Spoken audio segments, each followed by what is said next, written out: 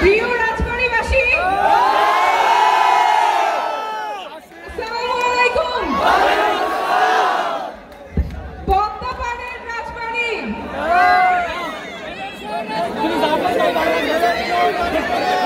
শঙ্করের চমচমের রাজবাড়ী, ভালো মানুষের রাজবাড়ী, সাহসী সন্তানের রাজবাড়ী। আপনারা আজকে যে ভালোবাসা দিয়েছেন এইটা কখনো ভোলার না। আমরা আসছিলাম পদযাত্রা অল্প কিছু দূরত্ব, কিন্তু সেখানে কানায় কানায় মানুষ পরিপূর্ণ ছিল। অনেক ভালোবাসা দিয়েছেন, এখনো এখানে শেষ মাথা পর্যন্ত মানুষ, অনেক দলের অনেক মতের মানুষ আজকে আপনারা একসাথে আমাদেরকে সমর্থন দিতে এসেছেন, ভালোবাসা জানাতে এসেছেন। সেই জন্য আপনাদের প্রতি অনেক অনেক কৃতজ্ঞতা। আমি রাজবাড়ীতে প্রথম আসি আমার বিয়ের পরে, কারণ এই জায়গাটাই আমার শ্বশুর বাড়ি।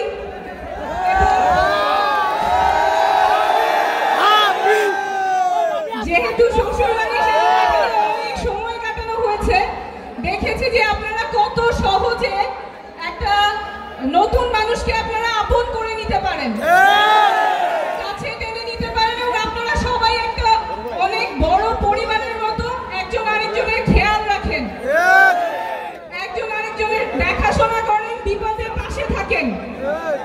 এই জন্যই বোধহয় ভালো মানুষের রাজবাড়ি বলা হয়।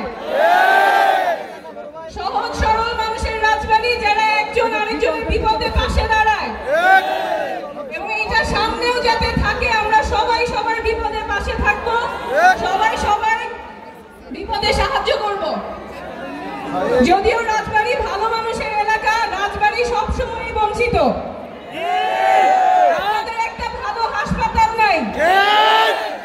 আমি আপনাদের সদর হাসপাতালে গিয়েছিলাম, সেইখানে দেখেছি রোগীদের কতখানি ভোগান্তি হয়। সেখানে ফ্যাসিলিটিস ভালো নাই, ব্যবস্থাপনা অনেক অব্যবস্থাপনা আছে। ডাক্তাররা কাজ করেন কিন্তু পর্যাপ্ত ডাক্তার নাই। 5টা ওষুধ দিলে সেখানে 3টাই পাওয়া যায় না, সরকারি হাসপাতালে টেস্ট অল্প সময় করা যায়, দুপুরের পর আর টেস্ট করা যায় না। কিছু হইলেই যাইতে হয় ফরিদপুর। কারো যদি স্ট্রোক হয়, হার্ট অ্যাটাক হয়, অ্যাক্সিডেন্ট করে, এইখানে চিকিৎসা নাই। চিকিৎসা করতে ঘন্টার পর ঘন্টা দূরে যেতে হয়, রাস্তাতেই মানুষ মারা যায়। এই আমাদের 54 বছরের বাংলাদেশে এই স্বাস্থ্য ব্যবস্থা আমরা চাই না। জরুরি চিকিৎসা মানুষের যখন প্রয়োজন তখনই শুরু হবে, হাসপাতাল পর্যন্ত অপেক্ষা করতে হবে না। অ্যাম্বুলেন্সেই যাতে জরুরি চিকিৎসা শুরু হয়, সেই ব্যবস্থা আমাদের করা প্রয়োজন, সরকারিভাবে করা প্রয়োজন, যাতে যার যখন হার্ট অ্যাটাক হবে সে অ্যাম্বুলেন্সেই চিকিৎসা করতে করতে হাসপাতালে যাবে।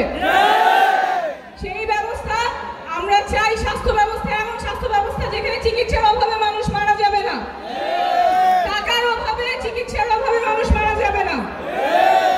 আমরা চাই বাংলাদেশে স্বাস্থ্যের জন্য ভালো গবেষণা তৈরি হোক, বিশ্বমানের গবেষণা যাতে বাংলাদেশ থেকেই হয়। স্বাস্থ্য ব্যবস্থা আমরা চাই বাংলাদেশের স্বাস্থ্য ব্যবস্থা যাতে বিশ্বমানের হয়। এই যে আপনারা তরুণরা আছেন, আপনাদের শিক্ষা ব্যবস্থাও যাতে বিশ্বমানের হয়। আপনারা তো কারো চেয়ে কম না, আপনাদের মেধা আছে, বুদ্ধি আছে, তাহলে আমাদের রাষ্ট্র থেকে কেন সেই সুযোগ দেওয়া হবে না যাতে আপনারা বিশ্বমানের শিক্ষিত হতে পারেন?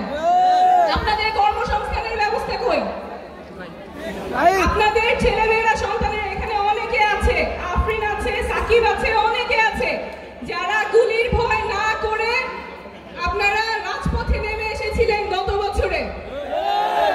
কারো তোয়াক্কা করেন নাই, পুলিশ মারছে, তারপরে আপনারা সামনে গেছেন, আপনারা ধাওয়া দিচ্ছেন। এই যে আপনারা সাহস নিয়ে নামছেন, সেটা শুধুমাত্র সরকার পরিবর্তনের জন্য না, চেহারা পরিবর্তনের জন্য না।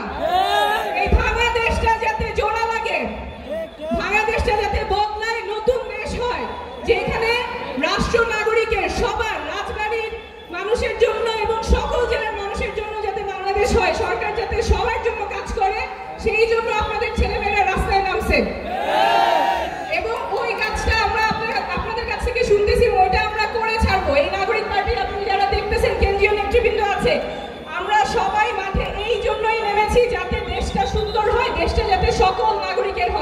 সেই জন্য যা যা সংস্কার করা প্রয়োজন, যা যা পরিবর্তন করা প্রয়োজন, আমরা সব কিছু করে ছাড়বো।